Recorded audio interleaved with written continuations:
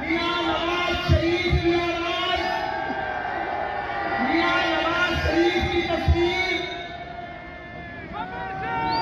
शहबाज शरीफ की भतीजी हमजा शहबाज की बहन, मेरी और आपकी बहन आज आपके पास मुस्लिम मस्जिद के साए तले खड़ी है।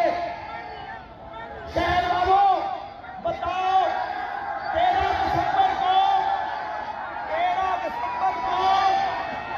कौन कौन मिला पाकिस्तान जाएगा? बताओ 13 दिसंबर को सारे लोग, सारे रास्ते, सारे काफले, बच्चे, बूढ़े, माए, बहने, बेटियां, सबका रुख किधर होगा? सुनो, मेरी बात सुनो। मैं आपका भाई और बेटा और साथी और अब बुजुर्ग भी इसी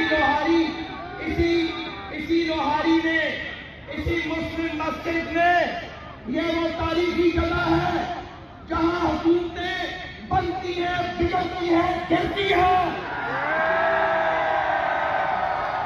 और जब लाहौर के शेर अंगड़ाई लेते हैं तो गीदड़ भाग जाते हैं। ये गीदड़ भागेंगे, ये गीदड़